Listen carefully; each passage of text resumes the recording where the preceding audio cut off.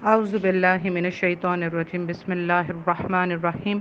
الحمد للہ رب العالمین الرحمن الرحیم اللہم صلی علی محمد وعلی آل محمد رب اشرح لی صدری ویسر لی امری واحلل عقدۃ من لسانی یفقہوا قولی اما بعد السلام علیکم ورحمۃ اللہ وبرکاتہ۔ کیونکہ عید میلاد النبی قریب ہے اور اس میں بہت سے لوگ جو ہیں وہ عید میلاد النبی، جیسا کہ میں نے لفظ کہا، اس کو عید بنا کر پیش کرنے کی کوشش کرتے ہیں، یعنی کہ میلاد نبی صلی اللہ علیہ وسلم کے پیدا ہونے کو عید کا کہتے ہیں اور پھر اس کو عید میلاد النبی کے نام سے موسوم کر کے اس کو سیلیبریٹ کرنے کی اور خوشی منانے کی باتیں کرتے ہیں اور اسے سیلیبریٹ کرتے ہیں مختلف انداز میں، جو کہ سارے انداز ہی شیاطین سے لیے گئے ہیں۔ میرے پاس میرے کچھ اسٹوڈنٹس نے ایک کلپ بھیجا جو کہ طاہر القادری صاحب کا تھا، جس میں طاہر القادری صاحب نے اپنے آس پاس کچھ بدعت کرنے والے علماء کو بٹھایا ہوا تھا، اور وہ علماء کو بٹھا کر کہہ رہے تھے کہ یہ دیکھیں، یہ مصر سے آئے ہیں، یہ عرب کی فلاں سرزمین سے آئے ہیں، یہ عرب کی فلاں جگہ سے آئے ہیں، اور یہ سب میلاد مناتے ہیں اور میلاد منانے کو ٹھیک کہتے ہیں، اور انہوں نے بہت سے دلائل دیے۔ اب جو طاہر القادری صاحب نے دلائل دیے میلاد منانے کے حوالے پر، وہ سارے کے سارے جو ہے کسی محدث کی، کسی عام عالم کی کتاب سے دیے، نہ کہ کسی حدیث سے، جس حدیث میں صاف طور پر آپ صلی اللہ علیہ وآلہ وسلم نے یہ فرمایا ہو کہ اس دن میں پیدا ہوا اور اس دن تم میرا میلاد مناؤ، یعنی کہ میرے میلاد، میرے پیدائش کی خوشی میں خوشیاں مناؤ، یا آپ کو کہیں بھی کسی صحابی سے کوئی ایسی حدیث نہیں ملے گی جہاں کسی صحابی نے یہ بیان کیا ہو کہ نبی صلی اللہ علیہ وآلہ وسلم نے ایسا فرمایا یا ایسا فرمایا۔ آپ جتنی بھی کتابیں لے لیں، صحیح بخاری، صحیح مسلم، ترمذی، سنن نسائی، ابن ماجہ، ترمذی، مشکات المصابی، یا جتنی کتب ستہ، یا اس کے علاوہ بھی جتنی احادیث کی کتابیں ہیں، اس میں آپ کو عید الاضحیٰ اور عید الفطر کا چیپٹر ملے گا، لیکن آپ کو کہیں بھی عید میلاد النبی کا چیپٹر نہیں ملے گا، کیونکہ یہ بعد میں ایجاد ہونے والی بدعت تھی۔ اگر واقعی یہ عید میلاد النبی کے نام سے جو بیان کی جاتی ہے عید ہوتی، تو ڈیفینیٹلی اس کا ذکر ہمیں احادیث کی کتب میں ملتا۔ اب طاہر القادری صاحب نے اپنے ایک کلپ میں دبا کر حوالے دیے، اور وہ سارے حوالے جو ہیں وہ عالموں کے، فلاں محدث کے، اور فلاں، اور کسی محدث، جو محدث واقعی محدث ہیں، محدثین جنہوں نے حدیث کی یہ کتابیں لکھی، ان میں سے کسی ایک بھی محدث کا نام نہیں تھا، بلکہ بہت مشہور علماء گزرے ہیں جو ان کے نام تھے۔ اگر محدثوں، جو ریل محدث تھے جنہوں نے حدیث کی کتابیں لکھی ہیں، ان میں سے کسی کا بھی قول نہیں ہے، اگر قول ہوتا تو وہ کہ ان کی کتابوں میں موجود ہوتا، لیکن وہ اللہ سے ڈرنے والے محدثین تھے، سو انہوں نے نبی صلی اللہ علیہ وآلہ وسلم پر جھوٹ نہیں باندھا۔ خیر، طاہر القادری صاحب تو معراج پر نبی صلی اللہ علیہ وسلم کو آنکھوں سے دیکھنے کے بھی قائل ہیں، جو کہ آج میرا ٹاپک نہیں ہے۔ انشاءاللہ میرے معراج کے ٹاپک کو بھی آپ جلد ہی سنیں گے، جس میں میں قرآن سے اور صحیح بخاری اور صحیح مسلم سے دلائل آپ کے سامنے پیش کروں گی، جس سے طاہر القادری صاحب کے اور ان جیسے جتنے بھی آج کل کے علماء سو ہیں ان کی حقیقت کھل جائے گی۔ اس کے علاوہ طاہر القادری صاحب نے کہا کہ مدینہ اور مکہ میں سن 1925 سے جو ہے وہ عید میلاد النبی منایا جاتا تھا، اور 1925 تک منایا جاتا تھا، اس سے پہلے سے لے کر، اور وہاں پر حرم میں، مکہ اور مدینہ حرم میں عید میلاد النبی منایا جاتا تھا بہت ذوق و شوق سے۔ تو میں آپ لوگوں کو اور طاہر القادری صاحب کو بھی اور ان کے فالوورز کو بھی وہاں کی ایک یاد دلا دوں کہ 1925 تک بالکل منایا جاتا تھا، لیکن طاہر القادری صاحب اور باقی ایسے ہی علماء جو یہ دلیل پیش کرتے ہیں، تو ان کو یہ بھی میں بتا دوں کہ جو وہ چھپاتے ہیں عوام سے، کہ 1925 تک حرم کا حال کیا تھا. لوگوں نے، بدعت اور شرک کرنے والوں نے حرم کا کیا حال کیا ہوا تھا. حرم کا حال یہ تھا کہ جی حرم، مکہ حرم، اللہ کے گھر کے پاس 4 مصلے بچھے ہوئے تھے. ایک مصلی، اس پر امام کھڑا ہوتا تھا، امام ابو حنیفہ کا فالوور. دوسرا جو مصلی بچھا ہوتا تھا اس کے اوپر امام شافعی کا فالوور امام کھڑا ہوتا تھا. اسی طرح تیسرا مصلی جس پر امام حنبل کا فالوور امام کھڑا ہوتا تھا، اور اسی طرح چوتھا مصلی جس پر امام مالک کا فالوور امام کھڑا ہوتا تھا. اور جیسے ہی اذان ہوتی تھی تو لوگوں کو، حرم میں آنے والے لوگوں کو، یہی چاروں امام کے فالوورز پکڑ پکڑ کے کھینچ کھینچ کر اپنے اپنے امام کے پیچھے کھڑا ہونے کے لیے زبردستی بلاتے اور کھینچتے تھے. اور پھر جب وہ نماز شروع ہوتی تھی تو ایک طرف امام ابو حنیفہ کے امام فالوور جو ہیں وہ امام قرات شروع کرتے تھے، ایک طرف حنفی قرات کر رہا ہے، ایک طرف مالکی قرات کر رہا ہے، ایک طرف حنبلی قرات کر رہا ہے، ایک طرف شافعی قرات کر رہا ہے. ایک ہی وقت میں یہ لوگ نماز پڑھاتے ہوئے اپنے اپنے فرقوں کو قرات کرتے تھے، اور کسی کی قرات سمجھ نہیں آتی تھی. وہاں پر نماز پڑھنا ایمان والوں کے لیے ایک مصیبت بن گیا تھا، نعوذ باللہ. تو یہ 4 مصلے بچھائے ہوئے تھے. وہ تو اللہ کی رحمت ہے کہ جب سعودیہ میں اصل سعودیوں نے آ کر یہ سلطنت عثمانیہ ختم ہوئی اور ان ساری چیزوں کو ختم کیا، تو الحمدللہ پھر ایک مصلے پر جو کہ امام مصلی حضرت ابراہیم کے نام سے قرآن میں موجود ہے کہ ہم نے آپ کو ساری امت کے لیے جو ہے وہ امام بنا دیا ہے. جہاں حضرت ابراہیم علیہ السلام نے کھڑے ہو کر کعبہ کی تعمیر کی تھی، اسی جگہ کو جہاں آج قدم کے نشان ہیں باکس میں، وہاں پر جو ہے ویسے تو وہ قدم پہلے قریب تھے خانہ کعبہ کے، ان قدموں کو وہاں سے اس مٹی کو پورا نکال کر اس کو تھوڑا سا کعبہ سے اس طرف رکھ کر باکس میں رکھ دیا گیا اور اسی کو مصلی بنایا. آج بھی ایک ہی امام وہاں مصلی پر کھڑا ہوتا ہے اور کل امت مسلمہ ان کے پیچھے نماز پڑھتی ہے الحمدللہ. 1925 میں جیسے 4 مصلی حرم میں بچھائے ہوئے تھے، اسی طرح بقیع الغرقد جسے لوگ جنت البقیع کہتے ہیں، اصل میں اس کا نام جنت البقیع نہیں ہے. وہاں پر بہت سے جو ہے وہ منافقین بھی دفن ہیں. عبداللہ ابن ابی جو رئیس المنافقین تھا وہ بھی آج بقول آپ کے جنت البقیع میں دفن ہے. اصل میں اس کا نام جنت البقیع نہیں بلکہ اس کا نام بقیع الغرقد ہے. وہاں غرقد کا ایک پودا اگتا تھا جس کے نام پر اس قبرستان کا نام بقیع الغرقد ہے. تو 1925 میں بقیع الغرقد کا بھی یہ حال تھا. حرم کا حال تو میں نے آپ کو بتا دیا کہ 4 مصلے بچھے ہوئے تھے اور 4 فرقوں اور 4 اماموں کے اوپر اسلام کا نام خوب خراب کیا گیا اور فرقہ بازی کو خوب فروغ دیا گیا. اور اس کے بعد دوسرا حرم مدینہ میں بقیع الغرقد قبرستان کا یہ حال تھا کہ وہاں صحابی اور صحابیات کے قبروں پر ان کو پکی کیا گیا، پھر اس کے اوپر عمارتیں بنائی گئیں اور پھر وہاں پر ان کے مزارات بنا دیے گئے جہاں پر نعوذ باللہ آنے والے لوگ خوب شرک اور بدعت کرتے تھے اور ان کو سجدے بھی کرتے تھے. تو نعوذ باللہ بقیع الغرقد میں بھی مزارات بنائے گئے ہوئے تھے جو کہ آپ نیٹ پر جائیں تو آپ کو اس زمانے کے وہ مزارات کی تصویریں بھی مل جائیں گی آسانی سے جو کہ اس وقت بنائی گئی ہوئی تھیں. اور جب الحمدللہ سعودیوں کے حوالے ہوا یہ سب کچھ تو انہوں نے ان سارے مزاروں کو گرا کر وہاں پر اصل سنت کے مطابق کچی قبریں رکھیں اور سارے وہ نام و نشان صحابات و صحابیات کے مٹا دیے گئے جن پر لوگ آ کر جو ہے شرک اور بدعت کرتے تھے. کوئی حضرت عائشہ رضی اللہ تعالی عنہا کی قبر پر جو ہے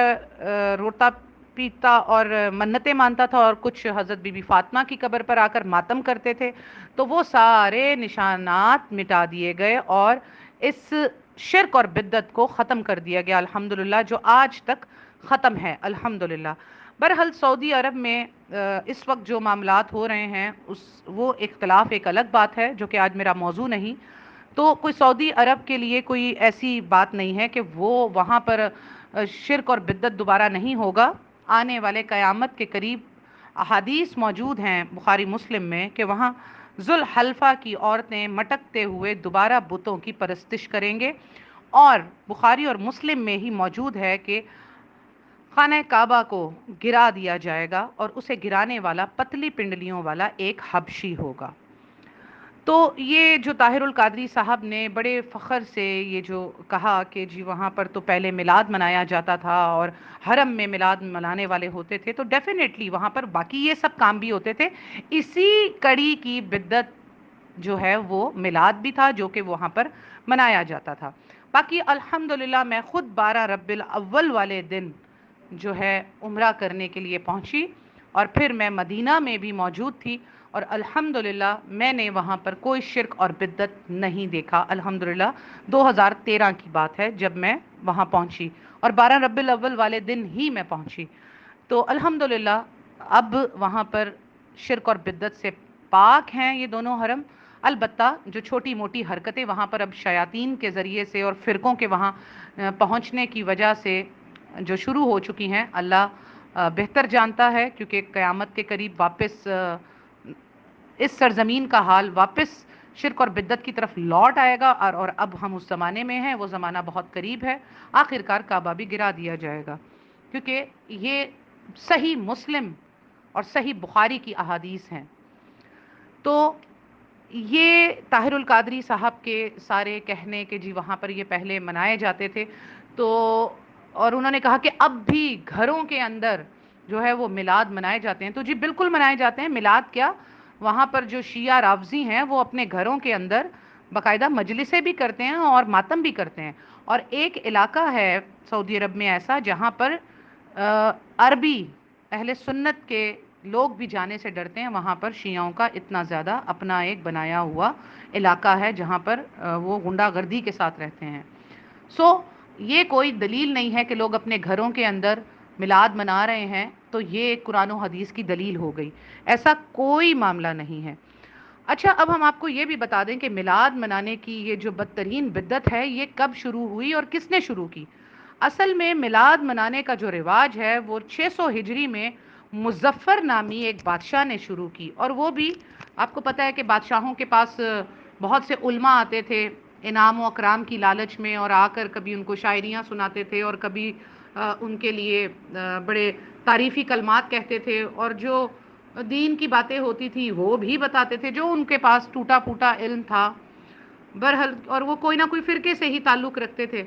کیونکہ اگر وہ علماء بادشاہوں کو قرآن اور حدیث کی تعلیم دیتے تو پھر وہ زندہ نہیں رہتے تھے، کیونکہ جن جن محدثین علماء نے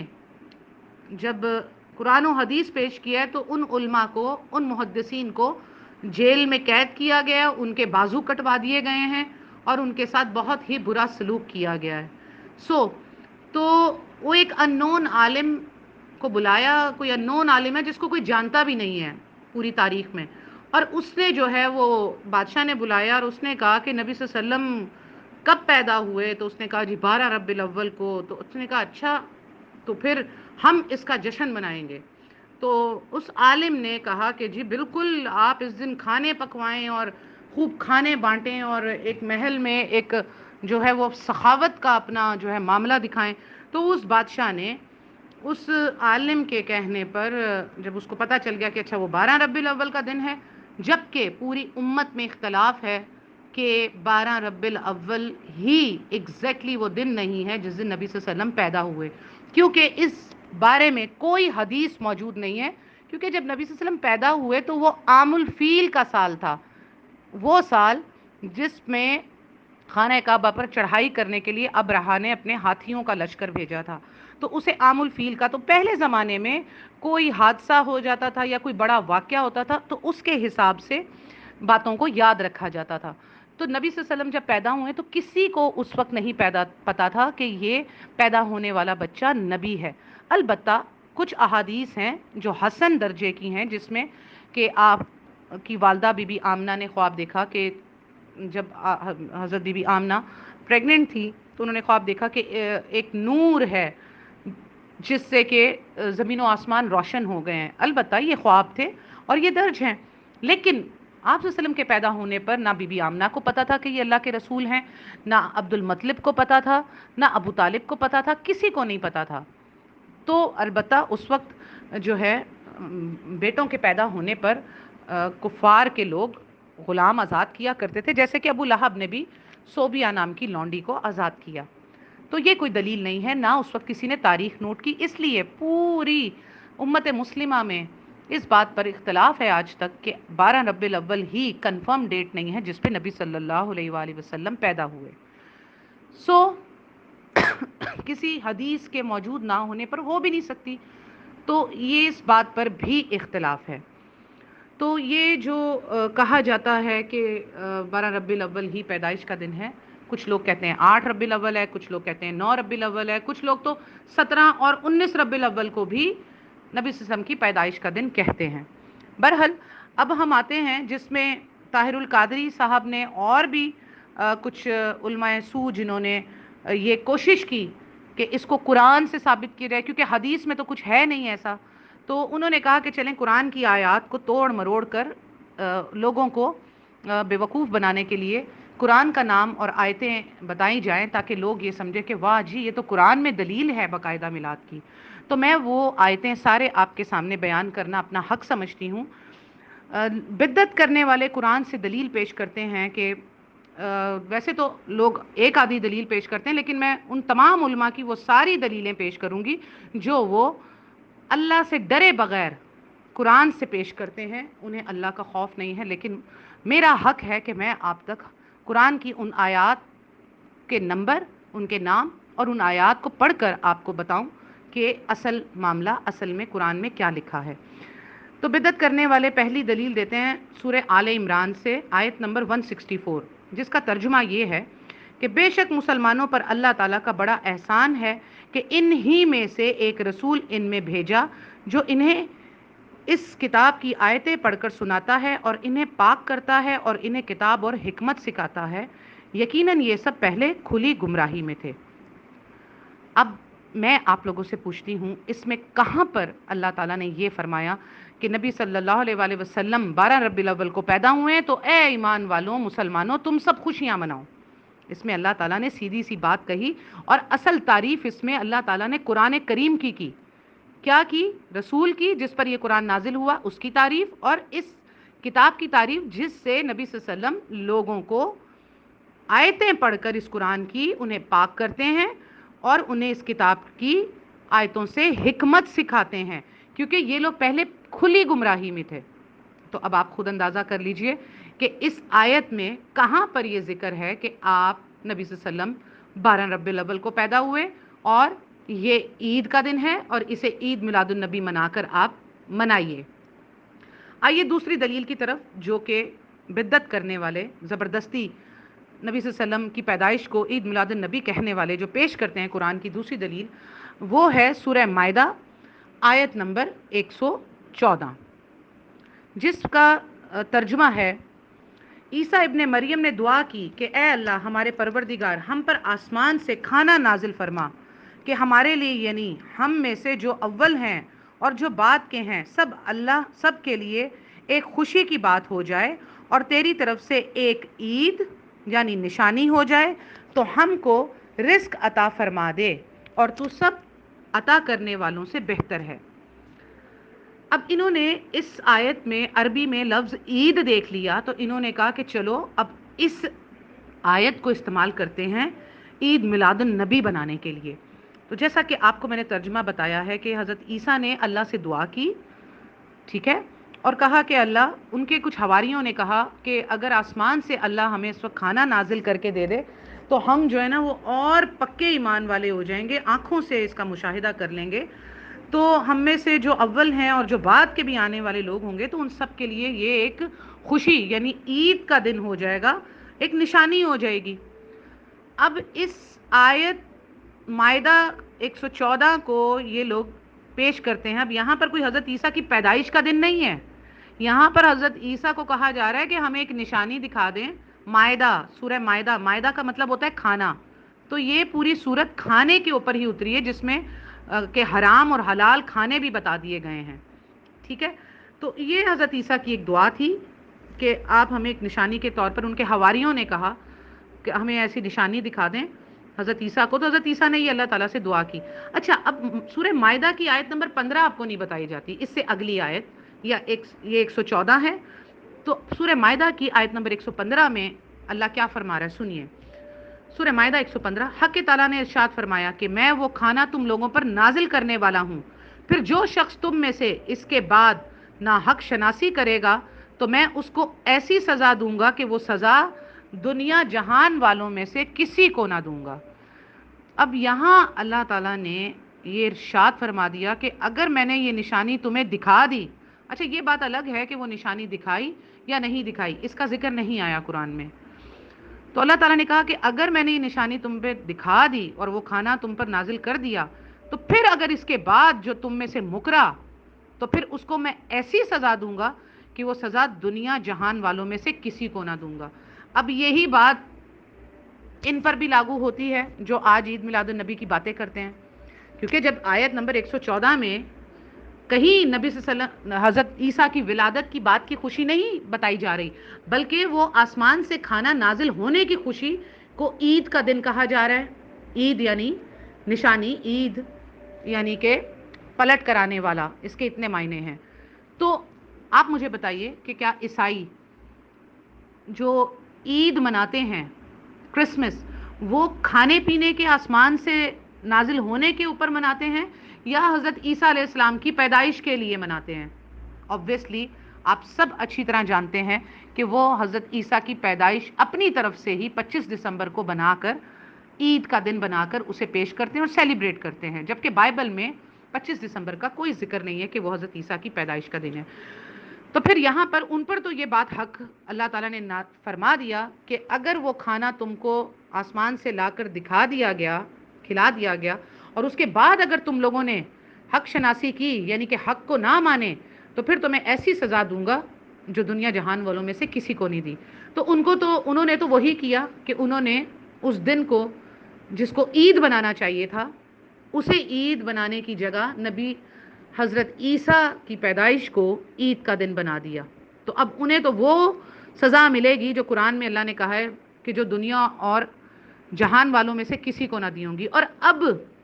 وہ علماء جو انہی کے پیچھے چل رہے ہیں، انہی کے قدم با قدم چل رہے ہیں، جیسا کہ آپ صلی اللہ علیہ وآلہ وسلم نے فرمایا کہ تم قدم با قدم یہود و نصارہ کے نقش قدم پر چلو گے کہ اگر وہ کسی بل میں ہاتھ ڈالیں گے تو تم بھی ان کی دیکھا دیکھی اس بل میں ہاتھ ڈالو گے۔ تو اب پھر ان علماء کو یہ سورہ مائدہ کی آیت نمبر 115 بھی لوگوں کو پڑھ کر سنانی چاہیے کہ پھر اللہ ان کو ایسی سزا دے گا جو دنیا جہان والوں میں سے کسی کو نہ دی ہوگی، کیونکہ انہوں نے بھی اس نشانی عید کو کیا بنا لیا، حضرت عیسیٰ علیہ السلام کی پیدائش کا دن خود سے مقرر کر کے، کیونکہ حضرت عیسیٰ علیہ السلام کی پیدائش کی تاریخ بھی نہ بائبل میں بتائی گئی ہے اور نہ وہ دن بتایا گیا ہے۔ اسی طرح حضرت نبی صلی اللہ علیہ وآلہ وسلم کی پیدائش کا نہ تو دن بتایا گیا ہے، صرف اور صرف ربیع الاول کا مہینہ پتہ ہے، لیکن دن حدیث میں آتا ہے کہ وہ پیر ہے، لیکن تاریخ نہیں بتائی گئی۔ اسی طرح آج مسلمانوں نے بھی اس تاریخ کو خود سے فٹ کر کے 12 ربیع الاول کے مہینے میں 12 کو فٹ کر کے اور اسے عید کا نام دے دیا۔ تو پھر ان کے لیے بھی قرآن کی یہی آیت سزا ہے دنیا جہان والوں میں سے جو کسی کو نہیں ملے گی، کیونکہ جب آپ حضرت عیسیٰ کی آیت نمبر 114 سے دلیل پکڑ رہے ہیں عید کی، تو پھر پورا معاملہ بھی بیان کریں نا کہ اصل وہ معاملہ تھا کیا جو حضرت عیسیٰ نے دعا میں اللہ سے مانگا اور پھر اللہ نے دعا میں ان کا جواب 115 مائدہ میں دے دیا۔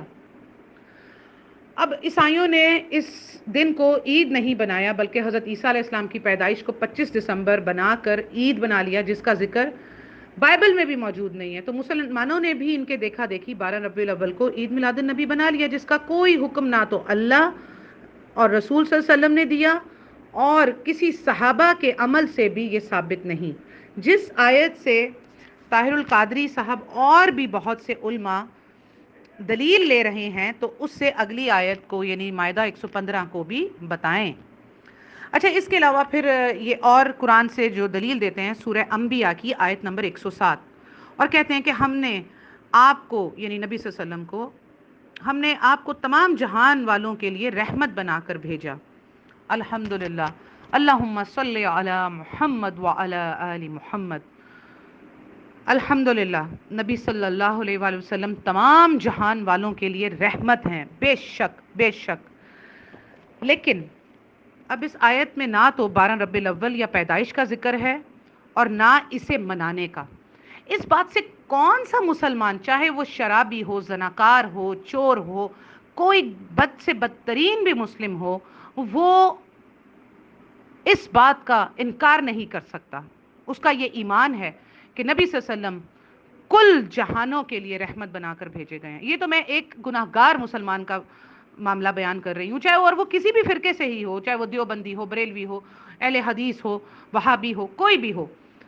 تمام مسلمان جن کے بارے میں نے تمام گناہ بیان کر دیے، وہ بھی یہ مانتا ہے کہ نبی صلی اللہ علیہ وسلم کل رحمت جہانوں کے لیے جو ہے رحمت ہیں اور رحمت العالمین ہیں، ٹھیک ہے، تمام عالموں والوں کے لیے رحمت ہیں۔ تو اس سے یہ آیت جو ہے، اس میں کہاں لکھا ہے کہ نبی صلی اللہ علیہ وسلم 12 ربیع الاول کو پیدا ہوئے ہیں تو آپ ان کا میلاد منائیں؟ آپ یہ دیکھیے کہ کس قدر نا انصافی کے ساتھ قرآن کی آیات کو استعمال کیا جاتا ہے۔ اللہ کا خوف آ رہا ہے مجھے اس وقت صرف یہ بیان کرتے وقت، اور جو لوگ ان آیات کو دلیل بنا کر عوام کو سناتے ہیں، ان لوگوں کو اللہ سے ڈر نہیں لگتا؟ پھر آئیے آیت نمبر اب آئیں سورہ مریم، جس کی آیت نمبر 33 کو بھی علماء سو جو ہے میلاد کو منانے کے لیے دلیل بناتے ہیں۔ سورہ مریم کی آیت نمبر 33، جس کا ترجمہ ہے، اور مجھ پر میری پیدائش کے دن اور میری موت کے دن اور جس دن میں دوبارہ زندہ کھڑا کیا جاؤں گا سلام ہی سلام ہے۔ یہ حضرت عیسیٰ علیہ السلام نے کہا کہ مجھ پر میری پیدائش کے دن اور میری موت کے دن اور جس دن میں دوبارہ زندہ کھڑا کیا جاؤں گا سلام ہی سلام ہے۔ تو اس میں حضرت عیسیٰ علیہ السلام یہ بتا رہے ہیں کہ جیسے معجزے سے میں پیدا ہوا اور جس معجزے سے میں دنیا میں میری موت ہوگی، کیونکہ آپ حضرت عیسیٰ علیہ السلام معجزے کے طور پر پیدا ہوئے بنا باپ کے، تو اس دن بھی اس معاملے پر بھی حضرت عیسیٰ علیہ السلام پر سلام۔ اور پھر جس طرح سے ان کی موت ہوئی، یعنی کہ اس کے بارے میں اختلاف ہے آج تک، خود عیسائیوں میں بھی، اور ہم مسلمانوں کو تو الحمدللہ قرآن میں بتا دیا گیا کہ ان کی موت ہوئی ہی نہیں۔ اور جس دن پھر قیامت والے دن دوبارہ زندہ کیا جاؤں گا تو میرے لیے سلامتی ہوگی۔ تو یہاں پر حضرت عیسیٰ علیہ السلام نے بتایا کہ مجھ پر سلامتی ہے جس دن میں پیدا ہوا، یعنی معجزے کے ساتھ، اور جس دن میری موت ہوگی، یعنی کہ واپس آسمانوں سے واپس دنیا میں آئیں گے اور یہاں پر ان کی موت ہوگی، اور پھر قیامت والے دن جب اٹھیں گے تو اس وقت بھی ان پر سلامتی ہی سلامتی ہے۔ تو یہ تو ہمارے جب کوئی بھی عام مسلمان مرتا ہے تو ہم اس کے لیے دعا کرتے ہیں، اس کا جو جنازہ پڑھاتے ہیں، اور جنازے کے بعد جنازے کے اندر بھی احادیث میں جو دعائیں ہیں وہ ہم اس کے لیے پڑھتے ہیں، اس کے لیے سلامتی کی دعا کرتے ہیں، اور قبرستان سے گزرتے وقت بھی سلامتی کی دعا کرتے ہیں۔ تو یہ تو کوئی دلیل میلاد منانے کی تو نہیں ہوئی۔ اور اس میں کیا حضرت عیسیٰ علیہ السلام نے اپنے میلاد منانے کا کوئی حکم دیا ہے؟ انہوں نے تو یہ بتایا کہ جس دن میں پیدا ہوا، جس معجزے سے، اس کی وجہ سے بھی مجھ پر سلامتی ہے، اور جو معجزے سے پیغمبر پیدا نہیں ہوئے تو کیا ان پر سلامتی نہیں ہے؟ ان سارے پیغمبروں پر بھی سلامتی ہے جو بغیر باپ کے، حضرت عیسیٰ تو بنا باپ کے پیدا ہوئے، لیکن جو پیغمبر ماں باپ دونوں سے پیدا ہوئے ان پر بھی سلامتی ہے۔ اس کا جواب کمپلیٹ جو ہے وہ سورہ مریم کی آیت نمبر 34 میں آپ کو ملے گا۔ یہ 33 میں نے سنائی ہے، 34 میں وہ جواب ہے۔ سورہ مریم آیت نمبر 34 کا ترجمہ یہ ہے: صحیح واقعہ حضرت عیسیٰ ابن مریم کا، یہی ہے وہ حق بات جس میں لوگ شک و شبہ میں مبتلا ہیں۔ اب آپ کو اس کا کانٹیکسٹ پتا چل گیا کہ یہ بیسیکلی ان لوگوں کو کہا جا رہا ہے۔ حضرت عیسیٰ نے 33 سورہ مریم 33 میں بتایا کہ میں جس دن پیدا ہوا، جس دن پھر واپس آسمانوں سے واپس اس دنیا میں آؤں گا، پھر مجھے موت آئے گی، اس دن بھی مجھ پہ سلام ہوگا، اور پھر میں قیامت کے دن کھڑا ہوں گا تو اس دن بھی مجھے سلامتی حاصل ہوگی اللہ کی، الحمدللہ۔ اور پھر سورہ مریم 34 میں یہ بتا دیا اللہ تعالیٰ نے کہ یہ ہے صحیح واقعہ عیسیٰ ابن مریم کا، کہ وہ حق بات ہے کہ لوگ جس میں شک و شبہ میں پڑے ہیں، جیسے عیسائی شک میں پڑ گئے کہ حضرت عیسیٰ کو جو ہے وہ سلیب پر موت آ گئی، اور موت آنے کے بعد پھر وہ دوبارہ زندہ ہو گئے، اور پھر انہوں نے اس کے بعد اپنی ایک کہانی گڑھی ہوئی تھی۔ تو اس معاملے میں اللہ تعالیٰ نے بتا دیا کہ یہ ہے صحیح واقعہ، کہ بتا دیا آیت میں کہ دنیا میں ہی ان پر سلامتی ہے کہ وہ پیدا ہوئے، اور دنیا میں ہی میری موت ہوگی تو وہ بھی سلامتی ہے، اور قیامت والے دن بھی میں سلامتی میں ہوں گا۔ تو اس سے یہ کوشش کرتے ہیں کہ جہاں بھی پیدائش کا کوئی لفظ آئے نا کسی نبی کے ساتھ، تو یہ اس کو فوراً دلیل بنا کر پکڑتے ہیں کہ ہم اس سے میلاد ثابت کر دیں۔ اچھا، پھر جو خاص طور پہ جو سب سے زیادہ کوٹ کرتے ہیں علماء میلاد کے لیے، وہ ہے سورہ یونس کی آیت نمبر 58۔ ٹھیک ہے، تو آیت نمبر 58 کو ہم آپ کو بتاتے ہیں کہ آیت نمبر 58 میں آپ صلی اللہ علیہ وسلم کہہ دیجئے کہ بس لوگوں کو اللہ کے اس انعام اور رحمت پر خوشی ہونی چاہیے، وہ اس سے بہتر ہے جس کو وہ جمع کر رہے ہیں۔ ٹھیک ہے، تو اب اس آیت کو لے کر یہ کہتے ہیں کہ جی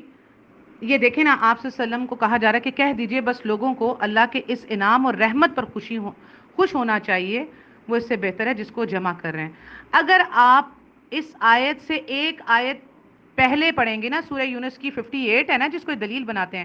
اگر آپ اسے ایک آیت پیچھے پڑھیں گے، آیت نمبر 57، تو اس میں آپ کو معلوم ہوگا کہ آیت نمبر 58 میں کس چیز کی خوشی منانے کے لیے کہا جا رہا ہے، اور وہ ہے قرآن۔ آیت نمبر 57 جب آپ پڑھیں گے اور پھر آپ 58 پڑھیں گے تو آپ کو پتا چلے گا کانٹیکس کا، کہ کانٹیکس میں کیا کہا جا رہا ہے۔ آیت نمبر 57 میں قرآن کے لیے یہ ساری باتیں بیان کی اللہ تعالیٰ نے کہ یہ حکمت ہے تم لوگوں کے لیے، انعام ہے تم لوگوں کے لیے، ایک بہت بڑی کیا کہنا چاہیے نجات کی چیز ہے۔ تو اس کے بارے میں، قرآن کے بارے میں بیان کر کے پھر آیت نمبر 58 میں آپ صلی اللہ علیہ وسلم کو اللہ کہہ رہے ہیں کہ بس لوگوں کو اس انعام اور رحمت پر خوش ہونا چاہیے، وہ اس سے بہتر ہے جس کو وہ جمع کر رہے ہیں۔ تو الحمدللہ ہم جو قرآن اور مستند احادیث کے اوپر قائم ہیں، الحمدللہ دعویٰ تو نہیں کرتے، انسان ہیں، انسان سے غلطیاں سرزد ہوتی ہیں، لیکن الحمدللہ ہمارا عقیدہ، کیونکہ مین چیز عقیدہ ہے، عقیدہ قرآن اور مستند احادیث کے اوپر ہے۔ خود تیسری چیز ہم نہیں لیتے، ہاں ان علماء، ان اماموں، ان محدثین کی وہ باتیں ہم لیتے ہیں جو قرآن اور حدیث سے ثابت ہیں الحمدللہ، اور جو نہیں ثابت ان باتوں کو ہم رد کر دیتے ہیں۔ تو ہم الحمدللہ وہ عقیدہ رکھنے والے لوگ ہیں کہ ہم قرآن کی بھی خوشی مناتے ہیں اور نبی صلی اللہ علیہ وآلہ وسلم کی بھی خوشی مناتے ہیں۔ اور وہ کس طرح سے، جیسے کہ رمضان لیلۃ القدر میں اللہ سبحانہ تعالیٰ نے قرآن کو نازل کیا، تو الحمدللہ ہم پورے رمضان کو سیلیبریٹ کرتے ہیں اس کے روزے رکھ کر، اور پھر ہم عید الفطر مناتے ہیں، اور ہم رمضان میں ہی آخری عشرے میں لیلۃ القدر کو ڈھونڈتے ہیں جس میں قرآن نازل ہوا، اور پھر ہم 30ویں رمضان تک 29ویں رمضان تک لیلۃ القدر کو ڈھونڈتے ہیں، اور پھر 29 روزے ہوں یا 30، اس کے بعد ہم عید الفطر مناتے ہیں جو کہ قرآن کے نازل ہونے کی بھی خوشی ہے الحمدللہ، اور جس پر یعنی حضرت محمد صلی اللہ علیہ وآلہ وسلم پر نازل ہوا ان کی بھی خوشی مناتے ہیں، کیونکہ ہم قرآن کی خوشی منائیں گے تو ڈیفینیٹلی ہم اس پیغمبر کی، اس آخری نبی، اس آخری پیغمبر، اس آخری رسول کی بیسکلی خوشی بھی مناتے ہیں جس پر وہ نازل ہوا۔ ڈیفینیٹلی قرآن کوئی ایسے کسی ہوا میں تو نازل نہیں ہو گیا، نبی صلی اللہ علیہ وآلہ وسلم پر نازل ہوا۔ تو الحمدللہ ہم آپ سے بڑھ کر اتنی خوبصورتی سے اس خوشی کو مناتے ہیں، جس کے ساتھ ہمیں رمضان بھی ملتا ہے، جس میں ہم روزے بھی رکھتے ہیں، عبادتیں کرتے ہیں، تراویح پڑھتے ہیں، قیام اللیل کرتے ہیں، اور لیلۃ القدر کو ڈھونڈتے ہیں راتوں کو جاگ کر، اور الحمدللہ پھر ہم عید الفطر کا فطرانہ ادا کر کے غریبوں کی مدد کا وسیلہ بنتے ہیں، اور پھر ہم قرآن کی، نبی صلی اللہ علیہ وآلہ وسلم کی خوشی مناتے ہیں۔ یہ ہے ہماری اصل خوشی جسے عید کہا جاتا ہے، اور اس عید کا نام ہے عید الفطر الحمدللہ۔ تو یہ، اور ہم جو ایک بچے کی پیدائش پہ کبھی بھی آپ نے کسی بھی مسلمان کو عید میلاد النبی مناتے ہوئے نہیں دیکھا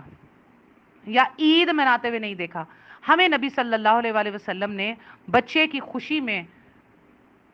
اس کے پیدا ہونے کی خوشی میں عقیقے کی سنت دی ہے کہ اس کا عقیقہ کیا جائے، اس کے بال منڈھائے جائیں، اس کو اس کا نام رکھا جائے، اور لڑکا ہے تو 2 بکرے، لڑکی ہے تو 1 بکرا یا بکری، وہ صدقہ کیا جائے، اور وہ صدقہ رشتہ داروں، غریبوں، یتیموں اور مسکینوں کو دیا جائے۔ تو ماشاءاللہ ہماری تو 2 عیدیں ہیں الحمدللہ، جس کو ہم بڑے جوش و خروش سے مناتے ہیں۔ اور جیسے کہ ابھی ایک اور کلپ موصول ہوا کہ ایک عالم اس میں بیٹھ کر فرما رہے تھے کہ اسلام میں کوئی 2 عیدیں تو نہیں ہیں، اسلام میں تو 5 عیدیں ہیں اور جمعہ بھی عید کا دن ہے۔ تو بالکل اسلام میں 2 عیدیں ہی ہیں، عید الفطر اور اس کے 3 دن، اور اسی طرح عید الاضحیٰ اس کے ایام تشریق کے دن، کہ جس میں آپ کھاتے ہیں، پیتے ہیں، خوشیاں مناتے ہیں۔ لیکن عیدیں 2 ہی ہیں، اب اس کے آپ 3 دن عید کے بنا دیں یا 4 دن بنا دیں، اس سے کوئی فرق نہیں پڑتا، عید وہ عید الاضحیٰ، عید الفطر ہی کہلاتی ہے، ٹھیک ہے؟ اور جمعے کا دن بھی عید ہے، کیونکہ یہ سنت سے ثابت ہے۔ آپ صلی اللہ علیہ وآلہ وسلم نے فرمایا کہ جمعے کا دن عید کا دن ہے، کیونکہ اس میں خطبہ ہوتا ہے۔ تو اب میرے انہی عالموں سے جو یہ ٹی وی پر بیٹھ کر ایسی باتیں کرتے ہیں، ان سے میرا سوال ہے کہ اگر آپ عید میلاد النبی کو عید کا دن کہتے ہیں، تو 2 عیدوں میں تو خطبہ ہوتا ہے، نماز پڑھی جاتی ہے عید کی، اور خطبہ ہوتا ہے۔ تو آپ مجھے بتائیں کہ اگر آپ اس کو عید میلاد النبی کہتے ہیں، تو اس میں پھر نماز کیوں نہیں پڑھی جاتی اور اس کا خطبہ کیوں نہیں ہوتا، اور تمام مسلمان جمع ہو کر نماز اور خطبہ کیوں نہیں دیتے عید میلاد النبی پر؟ یہ آپ لوگوں کے لیے ایک سوال ہے، اس کا جواب ضرور دیجیے گا اگر آپ سچے ہیں۔ باقی صحیح مسلم 2750 میں آپ صلی اللہ علیہ وسلم نے فرمایا کہ میں پیر کے دن پیدا ہوا اور اسی دن مجھ پر وحی نازل ہوئی۔ تو الحمدللہ پیر کے دن کوئی تاریخ نہیں ہے حدیث میں، نہ فوت ہونے کی اور نہ پیدا ہونے کی۔ البتہ پیدا ہونے کی بات آپ صلی اللہ علیہ وسلم نے بتائی کہ پیر والے دن میں پیدا ہوا ہوں، اسی لیے آپ صلی اللہ علیہ وسلم پیر کے دن روزہ رکھتے تھے۔ تو اگر آپ صلی اللہ علیہ وسلم کی پیدائش کو عید کا دن، عید میلاد النبی کہتے ہیں، تو پھر آپ پیر والے دن روزہ کیسے رکھ سکتے ہیں؟ اگر آپ روزہ رکھیں گے تو عید کے دن روزہ رکھنا حرام ہے۔ یہ دیکھیے آٹومیٹکلی آپ لوگوں کی جھوٹ کس طریقے سے خود بخود حدیث ہی کھول دیتی ہیں، کیونکہ آپ لوگ حدیثوں کے مطابق چل رہے ہوتے تو آپ لوگوں کو یہ شرمندگی کا سامنا نہ کرنا پڑتا۔ آپ صلی اللہ علیہ وسلم نے فرمایا کہ میں پیر کے دن پیدا ہوا تو میں اسی دن روزہ رکھتا ہوں، کیونکہ اسی دن مجھ پہ وحی بھی نازل ہوئی۔ جیسے کہ میں نے آپ کو کہہ دیا کہ ہماری عید تو وہ ہے کہ جو رمضان میں قرآن اترا اور نبی صلی اللہ علیہ وسلم پر اترا۔ تو دیکھ لیجئے یہاں اس حدیث میں دونوں ہی باتیں آ گئی کہ اس دن میں پیدا ہوا اور اسی دن مجھ پہ وحی اتری۔ تو آپ صلی اللہ علیہ وسلم تو پیر کے دن روزہ رکھتے تھے۔ تو آپ لوگ جو نبی صلی اللہ علیہ وسلم کی پیدائش کے دن خوب جو جشن مناتے ہیں، تو آپ لوگ اس کو عید کہتے ہیں، تو عید کے دن تو روزہ رکھنا حرام ہے۔ تو نعوذ باللہ نبی صلی اللہ علیہ وسلم نے حرام کام کیا، استغفر اللہ، نعوذ باللہ من ذالک۔ تو یہ ہے آپ علماء کا جواب، جو آپ علماء عوام کو بیوقوف بناتے ہیں۔ الحمدللہ جو ہر پیر اور جمعرات، کیونکہ جمعرات کو ہر انسان کے ایک ہفتے کے نامہ اعمال پیش کیے جاتے ہیں، تو وہ لوگ روزہ رکھتے ہیں۔ تو مبارک ہیں ان لوگوں کے لیے جو پیر کا ہمیشہ روزہ رکھتے ہیں، وہ ہیں اصل وہ لوگ جو نبی صلی اللہ علیہ وسلم کے پیدائش کو آپ صلی اللہ علیہ وسلم کی سنت کے مطابق ہی عطا کرتے ہیں۔ تو الحمدللہ میں نے جو کچھ میرے اسٹوڈنٹس کی طرف سے سوالات آئے تھے، ان کے جواب میں نے الحمدللہ آپ کو دلائل کے ساتھ پیش کر دیے۔ سو اس کے علاوہ ابھی عنقریب 1-2 دن میں میرا دوسرا لیکچر بھی آئے گا، جو کہ عید میلاد النبی سے ہی ریلیٹڈ ہے، جو کہ آپ کا عید میلاد النبی ہے، ہمارا تو نہیں ہے۔ ہم اس لیے یہ لفظ استعمال کرتے ہیں کہ آپ لوگوں کا پسندیدہ ورڈ ہے، تو آپ لوگوں کو سمجھ آ جائے کہ میں کیا کہہ رہی ہوں۔ تو یہ جو آپ لوگوں کے عید میلاد النبی کے توسط سے جو آپ ریلیٹڈ ایک بات کرتے ہیں کہ اچھا جی چلیں یہ بدعت ہے، تو لیکن یہ بدعت حسنہ ہے، تو عنقریب آپ بدعت حسنہ اور بدعت سیئہ پر بھی میرا لیکچر آپ لوگوں کو ملے گا، جو کہ میں مستند احادیث سے پڑھ کر نمبرز کے ساتھ آپ کے سامنے پیش کروں گی، تاکہ آپ ان لوگوں کو جواب دے سکیں جو لوگ یہ کہتے ہیں کہ اچھا ٹھیک ہے اگر یہ بدعت بھی ہے تو بدعت حسنہ ہے۔ اس پر بھی انشاءاللہ جلد ہی آپ کو میرا لیکچر ملے گا۔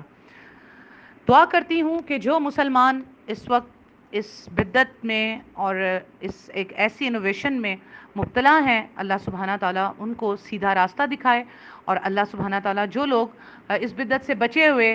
صراط مستقیم کو ڈھونڈنے کے راہ پر گامزن ہیں اور حق پر ہیں، سچ پر ہیں، اللہ ان سب کو ہم سب کو قائم رکھے، اور اللہ جو ہمارے گمراہ بہن بھائی ہیں اللہ تعالیٰ ان کو اس بدعت سے نجات دے، کیونکہ بدعت کرنے والا ایسے کاموں کو نیکی اور ثواب سمجھ کر کرتا ہے، اور اس سے کبھی توبہ نہیں کرتا، اور اسی لیے بدعت کرنے والا توبہ سے محروم ہوتا ہے۔ تو اللہ تعالیٰ سے دعا ہے کہ اللہ تعالیٰ انہیں بدعت کو پہچاننے کی توفیق عطا فرمائے، تاکہ وہ اسے پہچان کر توبہ کریں اور اللہ ان کی توبہ قبول کرے۔ جو حق سچ بات میں نے کہی، اللہ سبحانہ تعالیٰ انہیں آپ کے دلوں میں ڈال دے، اور جو بات میں نے جذبات یا غصے میں کوئی کی، اللہ تعالیٰ اسے آپ کے دلوں سے نکال دے۔ وآخر دعوانا ان الحمد للہ رب العالمین۔ السلام علیکم ورحمۃ اللہ وبرکاتہ۔